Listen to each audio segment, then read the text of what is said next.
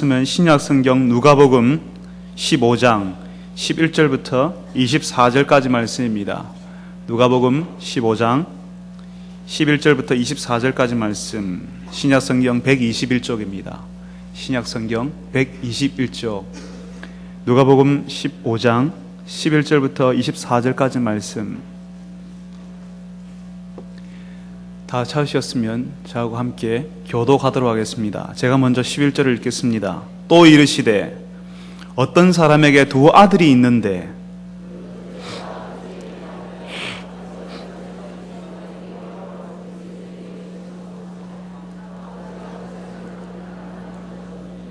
그 며칠이 안 되어 둘째 아들이 재물을 다 모아가지고 먼 나라에 가 거기서 허랑방탕하여 그 재산을 낭비하더니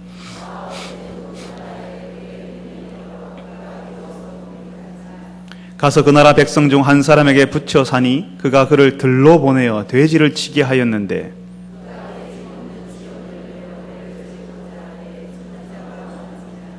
이에 스스로 돌이켜 이르되 내 아버지에게는 양식이 풍족한 품꾼이 얼마나 많은가. 나는 여기서 주려 죽는구나.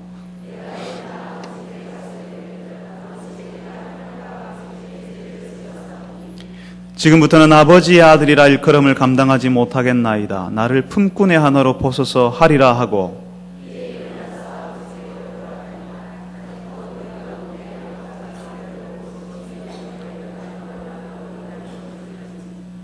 아들이 이르되 아버지, 내가 하늘과 아버지께 죄를 지었사오니 지금부터는 아버지의 아들이라 일컬음을 감당하지 못하겠나이다 하나.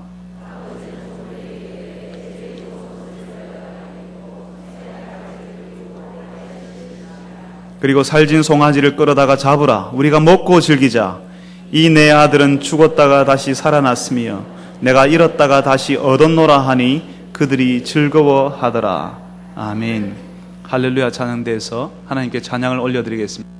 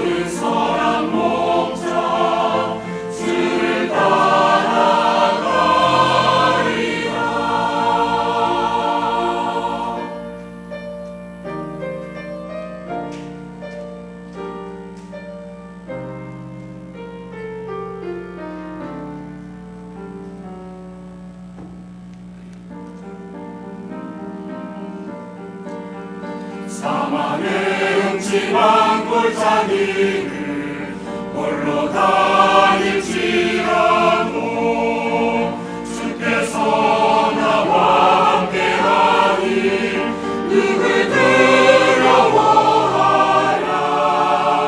힘들고 어려운 일 닥쳐 홀로 감당 못할 때 주는 내 곁에 항상 계셔 지켜주신다.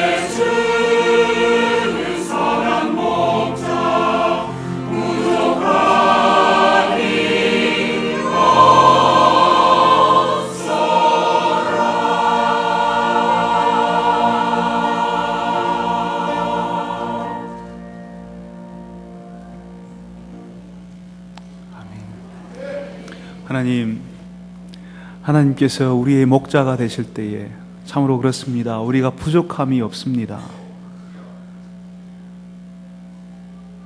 세상에 수많은 사람들이 하나님을 목자로 인정하지 않습니다. 세상에 수많은 사람들이 목자를 찾아 헤매일 때에 하나님께서 우리의 목자 되신 것이 얼마나 감사하온지요. 주님, 오늘 저희들이 주 앞에 나와왔습니다. 우리의 마음을 열어주시고 우리의 눈을 여셔서 하나님의 말씀을 듣게 하여 주옵소서. 하나님이 어떤 분이신지 듣고 알게 하여 주옵소서. 예수님의 이름으로 기도합니다. 아멘.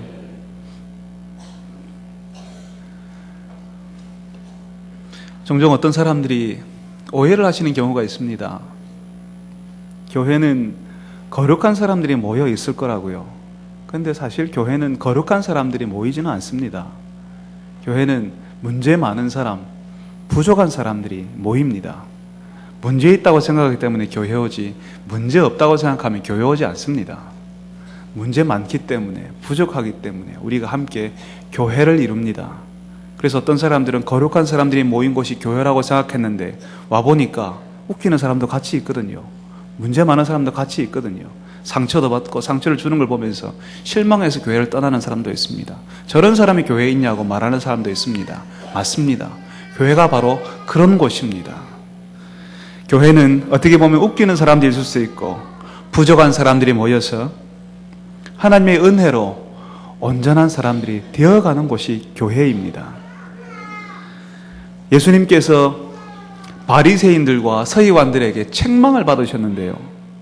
예수님이 웃기는 사람들하고 교제하기 때문에 사람들이 불평을 하고 책망을 했습니다. 예수님, 어떻게 당신 같은 사람이 저런 사람하고 어울립니까? 당신은 거룩한 선생님인데 어떻게 저런 사람하고 어울릴 수 있습니까? 세리하고 죄인들하고 교제할 수 있습니까? 라고 불평했습니다. 다시 말하면 교회에는 그런 사람 들어오면 안 된다는 불평이지요. 그래서 예수님께서 이야기를 해주셨습니다. 그 중에 여러 가지 이야기를 해주셨는데 세 번째 이야기가 우리가 함께 읽었던 말씀입니다.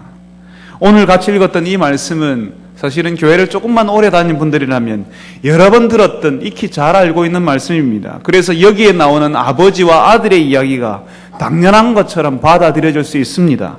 그렇지만 실상은 오늘 우리가 같이 읽었던 이 아버지와 아들은 정상적인 아버지와 정상적인 아들이 아닙니다. 비정상적인 아버지, 비정상적인 아들입니다. 여기 예수님께서 처음에 이 이야기를 그 사람들에게, 처음에 청중들에게 했을 때에 그 청중들에게는 자기 주변에는 이런 아버지가 없습니다. 그 예수님이 이야기에 나와 있는 그 아들은 자기 주변에 찾아볼 수가 없다 하는 것입니다. 아주 비정상적이고 이상한 아버지와 이상한 아들에 대해서 이야기하고 있습니다. 정말 이해될 수 없는, 말이 안 될 정도로 어리석어 보이는 그 아버지를 지금 예수님이 이야기해 주고 계십니다. 본문에 보니까요, 어떤 사람이 두 아들이 있었다고 합니다. 그런데 두 아들 중에 둘째 아들이 아버지에게 재산 나누어 달라고 했습니다. 아버지가 죽고 나서야 재산 나누는 게 어떻게 이상한 일이겠습니까마는 아직 아버지가 돌아가시기 전인데도 불구하고 아버지가 두 눈을 포렇게 뜨고 살아있는데 자신에게 줄 재산을 나누어 달라고, 먼저 달라고 떼를 쓰고 있습니다. 아버지 어차피 주실 거 아닙니까? 지금 주십시오라고 아버지에게 이야기합니다. 아버지가 참 희한하지요. 그런 버르장머리 없는 둘째 아들에게 재산을 나누어 줍니다. 이 둘째 아들은 아버지를 떠나서 자신의 뜻을 한번 펼쳐볼 꿈을 가지고 있었던 것 같습니다. 요즘 유행하는 말로 사업 자금만 좀 있으면, 종잣돈만 조금 있으면 멋지게 성공해 볼 수 있을 텐데라고 생각해 볼지도 모르겠습니다. 사업 아이템은 얼마나 많은데 내가 아이디어가 이렇게 풍부한데 돈이 없어서 내가 못하니까 아버지 곁을 떠나서 내가 뭔가를 해보고 싶다는 마음 들지 않았겠습니까? 그러니까 그런 마음이 드니까 아버지 곁에 있으면 모든 게 불만스럽고 마음에 드는 게 없고 아버지 곁에 있기 때문에 자신의 꿈이 펼쳐지지 않는 것처럼 느껴진다 하는 것입니다. 좀 더 자유롭게 살고 싶고 세상에 수많은 사람들이 혹은 교회 안에 있는 사람들도 이렇게 되고 싶어하는, 그렇게 하고 싶어하는 내 마음대로 멋지게 살고 싶다는 욕구를 가지는 것입니다. 수많은 사람들이 그렇습니다. 내 마음대로 하고 싶은 이 욕구가 굉장합니다. 다른 사람의 뜻이 아니라 내 마음대로, 내 뜻대로 하고 싶다는 욕구. 이 둘째 아들도 그랬습니다. 그런데요, 이 아들이 얼마나 자신의 일을 하고 싶던지 자기의 마음대로 하고 싶던지 그 재산을 받자마자 다 처분해서 외국으로 떠나버렸습니다. 외국에서 크게 한번 자기 마음대로 멋지게 한번 성공해 보리라는 생각 가졌을 것 같습니다. 예, 그렇게 했겠죠. 그렇지만 그 당시 유대인들은요, 아버지가 살아 계시는 동안에 재산을 물려받는 일이 종종 있었지만 아버지가 살아 계시는 동안에 아버지가 돌아가실 때까지 그 재산을 임의로 처분하지 못하게 했습니다. 아버지가 살아있는 동안에는 그 재산을 마음대로 사용하지 못하게 했다는 것입니다. 아버지가 돌아가시고 나서야 비로소 그 재산을 처분하게 했습니다. 그러니까 아버지가 살아 계시는데도 그 재산을 처분했다는 이야기는, 처분한다는 것은 그 아버지를 죽은 것으로, 아버지가 더 이상 계시지 않는 것으로 여기는 것과 마찬가지였다는 것입니다.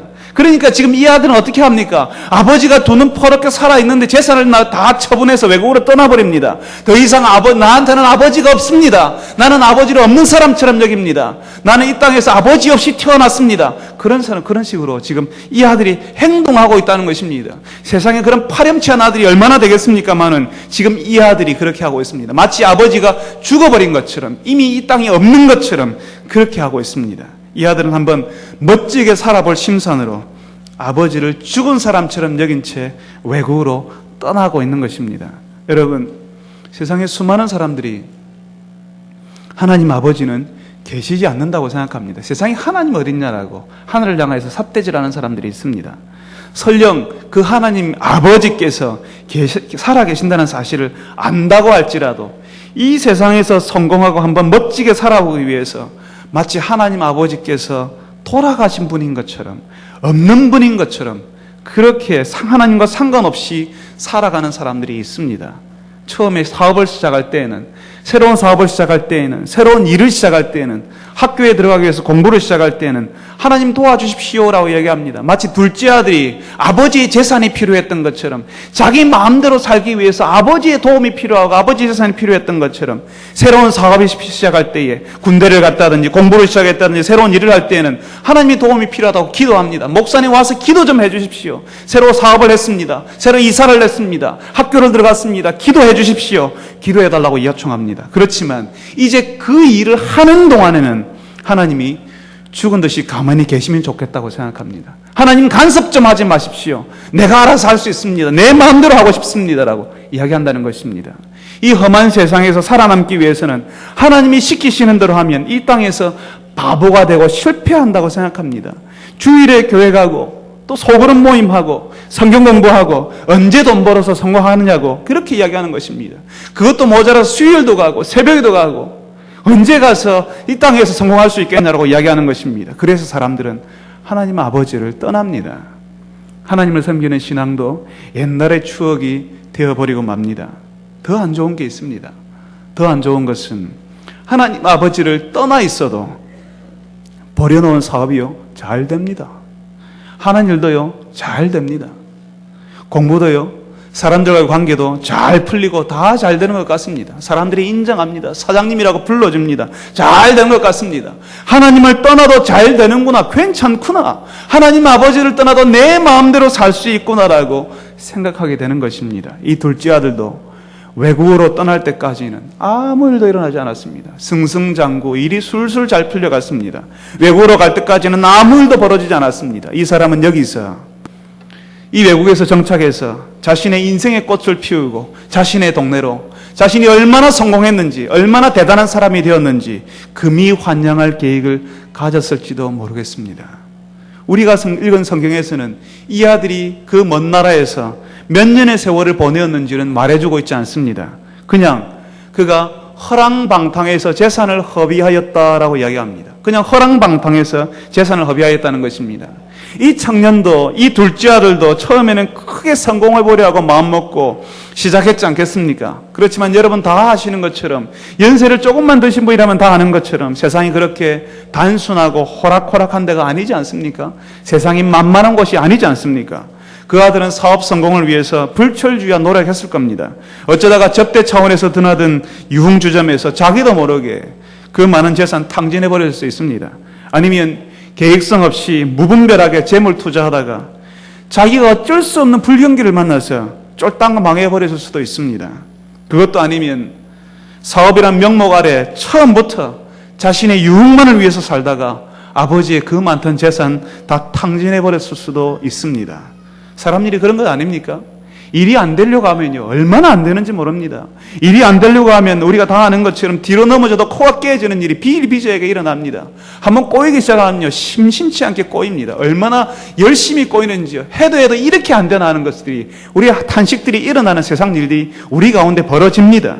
이 둘째 아들도 그렇습니다. 그 많던 재산 다 날리고 나서요, 한번 일어서 보려고 하니까 자신의 힘으로 어쩔 수 없는 흉년이 일어나서 생명의 위협까지 느끼는 지경에 떨어지게 됩니다. 자기가 그런 흉년을 일으켰습니까? 자기가 실수했습니까? 자기하고 상관없이 흉년이 일어나는 것입니다. 그리고 그 흉년 가운데 자신의 생명의 위협까지 느끼는 지경에 이르게 되었다는 것입니다. 돼지가 먹는 것조차도 없어서 굶게 되는 인생의 밑바닥으로 떨어집니다. 외국으로 떠날 때는 이런 일이 벌어질 거라고 상상했겠습니까? 대접받는 둘째 아들이었습니다. 아버지에게 큰 소리치는 아들이었습니다. 아버지 어차피 돌아가실 거니까 나에게 재산 주세요 하는 그런 버릇없는 아나무인인 자신감 충만한 아들이었습니다. 그런데 지금 굶어 죽을 것을 염려하는 인생의 밑바닥에 지금 이 아들이 와 있습니다. 한 번 안 되기 시작하니까요, 모든 것이 지독하게 풀리지 않고 꼬여갑니다. 제 한 입 풀칠은 할 줄 알았는데 흉년이 들어서 돼지 먹는 열매조차 없어서 굶어 죽을 처지까지 이르게 될 줄 상상이나 했겠습니까? 이 둘째 아들은 너무너무 배가 고파서 돼지 치는 일을 하게 되었다라고 이야기합니다. 제가 지난주에 잠깐 언급드렸죠, 그죠? 언급했죠. 유대인들이 가장 싫어하는 짐승이 뭐라고 했습니까? 돼지입니다. 유대인들에게 돼지는 부정한 동물입니다. 그 부정한 동물을 만지는 것조차도 부정하다고 여겨졌습니다. 거기다가 돼지는요, 악한 영들이 사는 곳으로 사람들이 생각했습니다. 여러분, 성경에 우리는 오늘 누가복음을 읽었는데 마가복음 5장에 보면 예수님이 거라사라는 지방에 가셔서 거기에 귀신 들린 사람을 고쳐주는 장면이 나옵니다. 거기에 귀신의 이름이 군대였습니다. 수가 너무 많아서. 그래서 네 이름이 뭐라고 이야기하니까 군대라고 이야기합니다. 그러니까 군대 귀신들이 너무나 두려워서 예수님께 요청합니다. 우리를 저쪽으로 보내주십시오. 그쪽이 어디냐면 돼지떼였습니다. 돼지떼에 보내주십시오라고 이야기하는 것입니다. 그러니까 그 당시 유대인들에게 돼지는 부정한 짐승들일 뿐만 아니라 이 돼지는 귀신이 가까이 하는, 귀신이 있는 그런 것으로 생각했습니다. 그래서 이 아들이 돼지를 친다는 것은 굉장히 수치스럽고 부끄럽고 신앙이 금지하는, 해서는 안 되는 일을 이 아들이 한다는 것입니다. 한때 자신이 가졌던 신앙이 금지하는 일, 하나님이 싫어하는 일이었습니다. 돼지 치는 일을 했다는 것은 유대인으로서는 가장 하기 싫은, 가장 괴로운, 가장 수치스러운 일을 하고 있는 것입니다. 굶고서 인생의 밑바닥에 왔는데 그 밑바닥을 치는 인생 막장이라고 얘기하죠. 탄광촌에 그 탄을 캐는 저 끝을 막장이라고 이야기합니다. 그 지금 인생의 막장으로 지금 이 사람이 달려와 있습니다. 만약에 이 사람이 유대인 줄 알고도 주인이 너는 가서 들에 가서 돼지 먹는 일을 시키라고 시켰다면 그 수치스러움이 극에 달하지 않았겠습니까? 마치 회식 자리에서 예수 믿는 사람이지만 회식 자리에서 분위기 맞추기 위해서 열심히 술잔을 돌리고 다른 사람 앞에서 열심히 한다는 걸 보여주기 위해서 열심히 술 마시고 다른 사람 웃으라고 웃기려고 음담패설을 늘여놓는데 옆에서 누가 너 교회 집사 아이가 했을 때 그 수치스러움과 부끄러움이 얼마나 밀려왔겠습니까? 마치 그런 느낌이었을 것입니다. 유대인이었지만 돼지 치는 사람으로 살아가는 일이 그렇게 이 사람에게는 수치스럽고 부끄러운 일이었다는 것입니다. 먹고 살기 위해서 그런 일을 하지만 돼지 먹는 열매로 배를 채워보려고 하지만 그것마저도 힘듭니다. 흉년이라서 돼지 먹는 열매도 없었습니다. 이 아들은 아버지를 떠나서 자유롭게 내 마음대로 인생의 성공을 맛보려 살아오고 싶었지만 자신감 충만했지만 지금은 한때 자신이 가졌던 신앙과는 전혀 상관없는 일, 아주 고통스럽고 수치스러운 일을 시키는 대로 하면서 살고 있습니다. 이 아들이, 둘째 아들의 생각은, 이 둘째 아들의 계획은 내 마음대로 내가 하고 싶은 일을 하는 것이었지만 지금은 다른 사람이 시키는 일, 그것도 자신이 가장 하기 싫은 그런 일, 돼지치는 일을 하면서 살고 있다는 것입니다. 인생의 막장으로, 인생의 밑바닥으로 내려오고 있습니다. 바로 그때에 이제껏 죽은 것으로 여겼던, 없는 것으로 여겼던, 없어도 된다고 생각했던 아버지를 떠올리게 됩니다. 아버지는 없어도 된다고 생각했거든요. 아버지 없어도 마음껏 살 수 있다고 생각했는데 이 아들이 거기서 아버지를 떠올립니다. 예전에 제가 공부했던 학교에서는요, 매년 봄이 되면 원하는 학생에게 조그만 텃밭 하나씩을 나누어 주곤 했습니다. 요즘 아파트에서 베란다에다가 텃밭 일구어서 깻잎 심고 상추 심는 분들 계시지 않습니까? 저희들도 거기다가 텃밭을 하나 일구어서 깻잎도 심고 그렇게 했습니다. 제 아내는 그곳에다가 봄, 여름에 깻잎 심으면서 가을까지 정성껏 가꾸어서 가난한 유학생 신분에 그런 거 많이 즐기곤 했습니다. 겨울이 지나고 봄이 되면 다시 씨를 뿌리게 되죠. 그런데 그 밭에 봄이 되어서 씨를 다시 뿌리기 전에 가장 먼저 하는 일이 있었습니다. 혹시 그 일이 뭔지 알고 계십니까? 고개를 끄덕거리는 분이 계시는데요. 농사 좀 지으신 분들은 다 알고 계시죠. 겨우내 굳어진 땅을 갈아엎는 일입니다.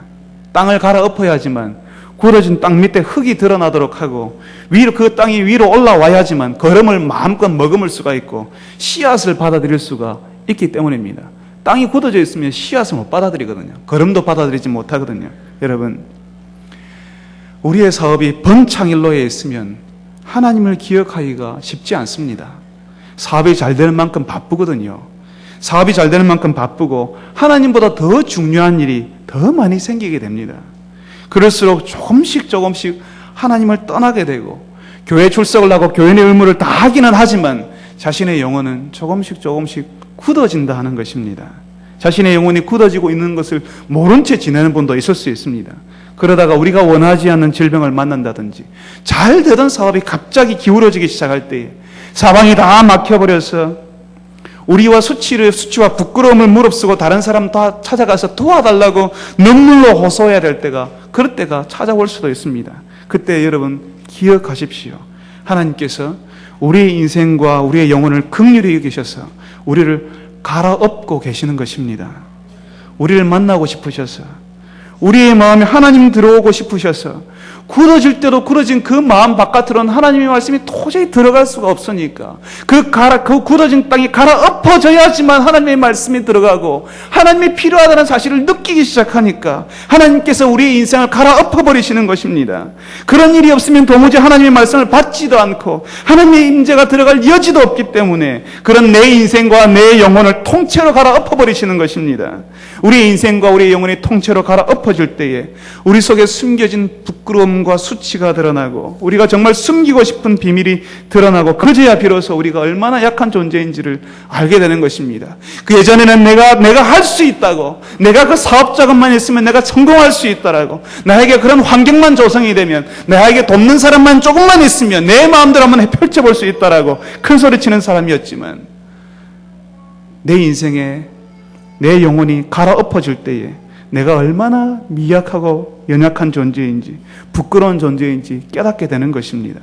인생의 밑바닥에서 버티다가 우리는 계시지 않는다고 생각했던, 우리와는 상관없다고 생각했던, 하늘 향해서 삿대질하면서 하나님이 계시면 한번 나와보라고 큰 소리쳤던 그 하나님 아버지를 떠올리게 되는 것입니다. 이제 이 아들은 아버지께로 돌아가기로 결정합니다. 자신이 아버지를 이미 죽은 사람 취급하지 않았습니까? 마치 아버지가 죽은 사람처럼 그렇게 대우했으니까 참모 나를 아들로 대접해달라고 꿈도 꿀 수가 없습니다. 그저 아버지께서 나를 내가 지금 고용인처럼 대지치는 사람으로 살고 있으니까 아버지한테 가면 적어도 대지치는 일은 안 해도 되지 않습니까? 내가 고용인으로 살아도 적어도 내가 굶어 죽지는 않지 않습니까? 그래서 아버지께서 나를 그냥 고용인 중에 한 사람으로 써달라고, 고용인 중에 한 사람으로 보아달라고 해도 좋겠다라고 생각하는 것입니다. 그것이 이 아들의 진심이었습니다. 정말 그랬습니다. 예전에 자신이 마치 아버지를 죽은 자처럼 여겼고 죽은 자처럼 대우했는 그 아버지께 가는 것이 지금 사실 낯뜨거운 일이고 부끄러운 일이고, 그래서 참 죄송하고 부끄럽지만 이제까지 자신이 경험한 수치와 부끄러움에 비하면 아무것도 아닙니다. 도저히 해서는 안 될 일, 하면 안 되는 일을 했고, 또 자신이 경험한 인생의 막장과 밑바닥에 비하면 아버지께로 가는 것은 어려운 일이 아니더라는 것입니다. 그래서 지금 이 아들은 아버지께로 돌아가려고 합니다. 예수님께서는 이 아들이 만나러 가는 그 아버지가 어떤 아버지인지를 이제 누가복음 15장 20절부터 설명하십니다. 고향으로 이 아들이 돌아옵니다. 고향으로 이 아들이 돌아오는데 이 아들에 관한 소문은 이 마을에, 이 동네에 파다하게 퍼져 있습니다. 이 아들이 아버지를 욕되게 하고 가문의 이름을 더럽힌 아들이라는 사실은 이 동네 사람들이 다 알고 있습니다. 조그만 아이들도 너는 저 사람처럼 되지 말아라, 너는 그 집의 둘째 아들처럼 되지 말라는 이야기를 다 듣고 자랐을 것입니다. 사람들은 그 아버지를 향해서 손가락질하면 이야기했을지도 모릅니다. 아버지가 듣는 데서는 안 했겠지요. 저 아버지가 멍청해서 자기가 살아있을 때 아들에게 재산 나누어 주었다고, 자식 교육 어떻게 시켰길래 아들이 아버지가 멀쩡히 살아있는데 재산 챙겨서 외국으로 가버렸다고, 마치 아버지를 죽은 사람처럼 취급해버렸다고. 그런데 그 아들 기다린다고 때마다 동네 여기를 바라보고 있다고, 저 어리석은 아버지 좀 보라고. 그렇게 사람들이 수군거렸을 것입니다. 바로 그 아버지가 드디어 멀리서 다가오는 아들을 바라보았습니다. 저 멀리서 아들을 보았지만 모른 척 집으로 돌아가서 아들이 왔으니까 어떻게 하는지 쳐다보자, 지켜보자고 그렇게 하지 않았습니다. 이참에 그 아들, 둘째 아들 버르장머리를 고쳐놓아야 되겠다고, 다리 몽둥이를 부러뜨려서 다시는 집 바깥으로 못 나가게 해야 되겠다고, 다른 사람들이 부끄러움을 주었던 이 아들을 숨겨놓아야 되겠다고 그렇게 하지 않았습니다. 아들을 보자마자 아버지는 채신머리 없이 뛰어가고 있습니다. 그 당시에 유대 사회에서는 나이 든 사람들은 뛰지 않았습니다. 특별히 나이 든 아버지가 뛰어가는 것은 품위가 떨어지는 일이라고 생각했습니다. 여러분, 조선시대의 양반들이 뛰는 거 보셨습니까? 조선시대의 양반들은 아무리 급해도 이리 오너라 하면서 뛰지 않았습니다. 그냥 팔자걸음으로 걸어갔습니다. 그 당시 마치 조선시대의 양반들처럼 유대 사회에서도 아버지들은, 나이 든 사람들은 뛰지 않았습니다. 그런데 지금 이 아버지가 뛰어가고 있습니다. 아버지의 품위를 지키면서 집에서 아들을 기다릴 수 있지만 예수님이 소개하시는 이 아버지는 그 순간을 기다릴 수가 없었습니다. 아들이 집으로 들어오는 것, 아버지라고 부르는 소리를 들을 수가 없었습니다. 기다릴 수가 없었습니다. 그냥 기다릴 수가 없어서 이 아들을 만나기 위해서 뛰어가고 있는 것입니다. 이 둘째 아들은 자신이 무슨 짓을 했는지나 지금은 알고 있습니다. 도대체 아버지에게 무슨 짓을 했는지 예전에는 몰랐지만, 아버지 나에게 재산 좀 주세요라고 소리칠 때는, 그때는 자기가 무슨 짓을 하고 있는지 몰랐지만 지금은 자기가 아버지께 무슨 짓을 했는지 알고 있습니다. 그리고 자기가 그 외국 땅에서 무슨 짓을 하고 왔는지를 지금 이 아들은 알고 있습니다. 그래서 아버지께서 나를 받아주실까 두려워하며 힘든 걸음을 터벅터벅 옮기고 있는데, 아버지는 저 멀리서부터 아들을 향해서 뛰어가고 있는 것입니다. 아무도 뛰는 아버지들은 그때 없습니다. 그렇지만 이 아버지는 그 아들을 향해서 달려가고 있는 것입니다. 저 동구 밖에서 아들이 아닌가 해서 신발 신을 겨를도 없이 달려가는 아버지의 모습을 상상해 보십시오. 아들 비슷한 사람이 왔다고 해도 모든 것을 제쳐놓고 달려갈 판입니다. 아들이 아버지가 보고 싶어서 다급한 것이 아니라 아버지가 아들을 보고 싶어서 뛰어가고 다급해하고 흥분해 있는 것입니다. 저에게는 저는 이런 경험 하나가 있습니다. 저는 28살 나이에 일반 사병으로 군대 갔습니다. 좀 많은 나이에 군대 갔습니다. 보통 21살, 20살이 군대 가지 않습니까? 제가 논산훈련소에 갔는데요. 훈련 다 마치고 나면, 그 당시에는 수료식을 했습니다. 훈련 다 마치고 나면, 예전에는 계급장이 노란색이었는데, 그죠? 새우깡이라고 불렀습니다. 노란 짝대기 하나 모자에 붙이고 면회를 하는데요. 오후 1시부터였는지 2시부터였는지 제가 기억이 나지 않습니다만, 일정한 수료식이 마치고 나면 부모님들이 이제 사병들이 정렬해 있는 곳으로 찾아오는 식으로 진행이 되었습니다. 물론 일행병들은 군인답게 움직이지도 않고 부모님들이 찾아오기를 기다리는 거죠. 훈련을 받느라고 얼굴이 새카매지지 않습니까? 오늘 저 뒤에 보니까 우리 집사님 아들 한 명도 새카매진 얼굴로 한 명 앉아 있는데요. 얼굴이 새카맣습니다. 얼굴이 새카맣고 똑같은 색깔의 군복이라서 다 누가 누군지 잘 구별하기가 쉽지 않습니다. 모자도 푹 눌러 쓰고 있지 않습니까? 금방 아들 찾기가 쉽지 않습니다. 저도 거기에 서 있었습니다. 그때 저를 찾아다니는 아버지의 눈을 제가 잊을 수가 없습니다. 28살 먹은 늙은 이등병 아닙니까? 늦게 군대 가서 걱정이 얼마나 되셨는지 조금이라도 빨리 아들 찾으시려고 흥분해서 두리번거리시던 그 모습, 빨갛게 얼굴이 상기되었어요. 아들을 찾으시는 그 눈과 그 모습을 제가 어떻게 잊을 수가 있겠습니까? 원래는 부모님 만나면 충성하고 군인답게 인사해야 되지 않습니까? 근데 제가 인사할 틈도 없이 저를 먼저 뛰어와서 저를 먼저 안으시고 눈물을 보이시던 아버지의 모습이 지금도 눈에 선합니다. 성도 여러분, 둘째 아들이 마을 안으로 들어오기도 전에 동구 밖을 계속 쳐다보던 아버지가 뒤도 돌아보지 않고 흥분해서 상기란 얼굴로 단숨에 뛰어가고 있습니다. 그 당시 사람들이 알고 있던 아버지의 권위라는 것이, 아버지의 품위라는 것이, 아버지는 이래야 돼, 나이 든 어른들은 이래야 돼, 품위를 지키고 권위를 지켜야 돼, 저 아버지가 저 아들을 맞으러 간다는 사람들의 수군거림, 이런 거 다 팽개쳐버리고 그냥 아들에게 달려가는 것입니다. 힘들고 어려운 걸음을 터벅터벅 옮기는 아들 향해서 뛰어가는 그분이 여러분 누군 줄 아십니까? 바로 하나님이십니다. 하나님은 이래야 된다고 하는 상식과 하나님의 권위와 하나님의 모양새를 다 팽개쳐버리시고 하나님을 위해서 뭔가를 한 것도 없는 우리를 향하여서 하나님이 그렇게 달려오셨습니다.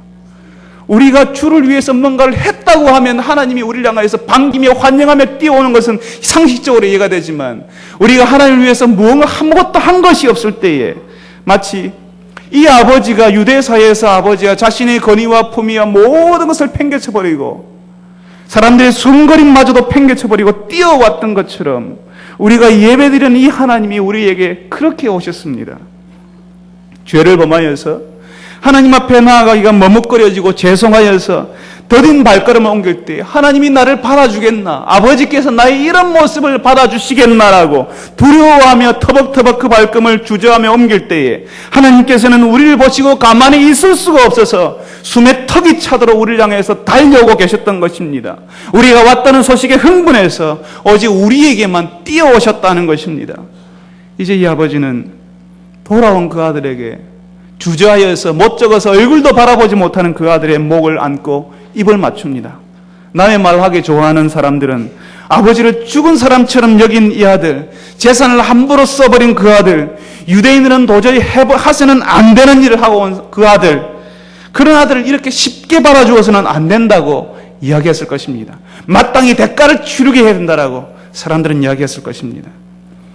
저는 수십 년 동안 일본에서 사역했던 한 미국 선교사님의 부인과 교제한 적이 있었습니다. 그 부인과 함께 서로 이야기할 때 이 누가복음의 이 말씀을 가지고 이야기한 적이 있었습니다. 그 선교사님 부인이 그 남편 선교사님은 돌아가셨는데 소천하셨는데 남편 선교사님께서 사역하실 때 이 말씀을 가지고 일본인들에게 처음 설교했을 때에 일본 사람들의 반응이 도저히 있을 수 없는 일입니다. 용납할 수 없는 일이라고 그렇게 이야기했답니다. 가문의 명예를 더럽힌 아버지의 명예를 더럽힌 아들이기 때문에 받아주면 안 된다고, 그런 식으로 받아주면 안 된다고 말하더라는 것입니다. 그 옛날 유대인들에게도 현대의 일본 사람들에게도 이 아버지는 조금 이상한 아버지입니다.